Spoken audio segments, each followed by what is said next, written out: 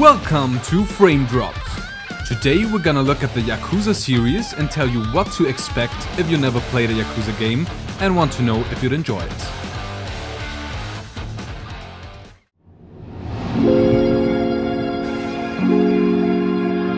In this video we're gonna focus on Yakuza 0. Although it is not the first game released, Yakuza 0 is the first game in the chronological timeline, and we recommend that you start here. The game was designed especially for newcomers to the series and serves as a predecessor to Yakuza Kiwami 1 and 2, which are remakes of the original first two games. If that all sounds too complicated, don't worry and just start with Yakuza 0. So let's start with the hard facts. The game is set in Japan in December of 1988, and you play as two protagonists in two different Japanese cities. You start off with Kiryu, a young figure in the Yakuza world, the Japanese mafia so to speak, who lives in Kamurocho, a fictional part of Tokyo.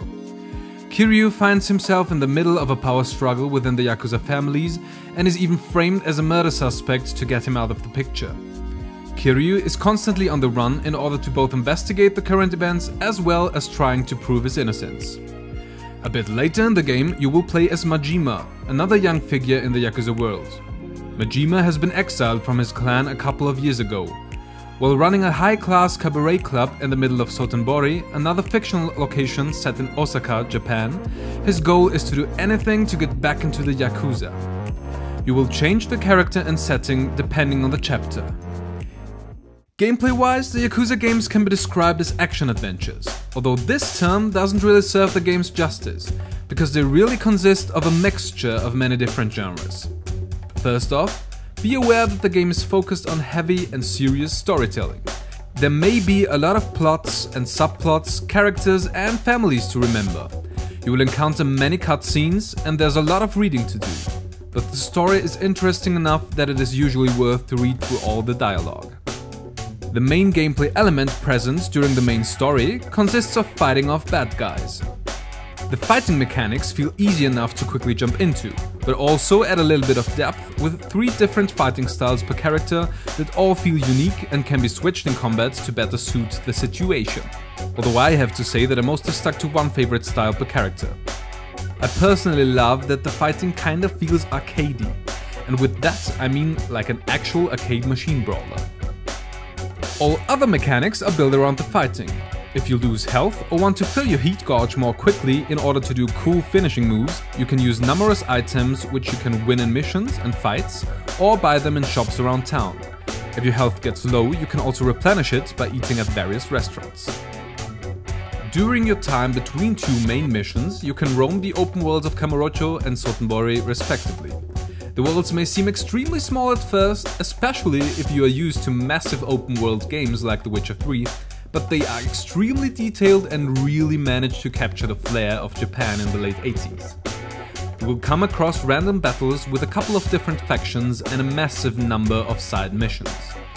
The money earned from these fights and missions can be spent to unlock new moves or improve your health, defense and so on. Although the main story of the game is grounded and serious business, the side missions that you encounter in the open world are quite the opposite. Whether you'll help a phony punk band appear more badass in front of the fans, or you'll get the leader of a strange religious cult to drop his act, or even pretend to be a boyfriend, so that the girl's father stops bothering her with his annoying questions, I think you get the picture. The side missions are light-hearted and sometimes even seem out of place, but for whatever reason, it works.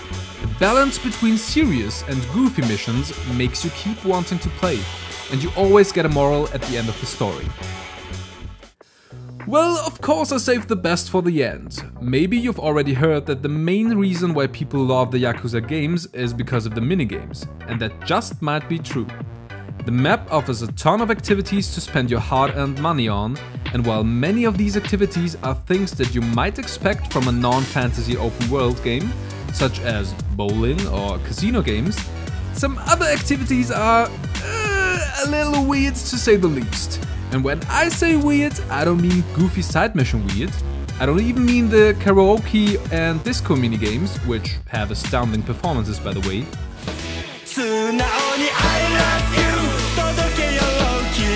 No, I mean, holy shit, Japanese weird.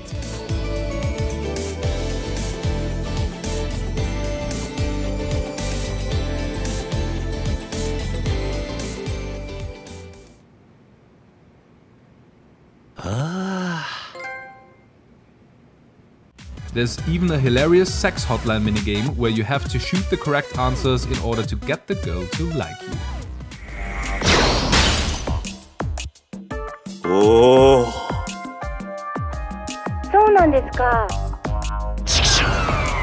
These minigames might be at the other end of the spectrum, but they complement the serious story pretty well.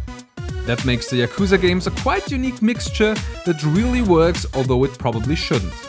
Because of this uniqueness, it is hard to compare Yakuza to any other gaming franchise. But I would recommend these games to anyone who likes the Japanese setting and doesn't mind a long and story-heavy experience. Try to start with Yakuza 0 and you'll probably be surprised by how much you actually like it. That's it for today. If you enjoyed this video, please leave a comment, like and subscribe. There will be a new video every week. See you next time.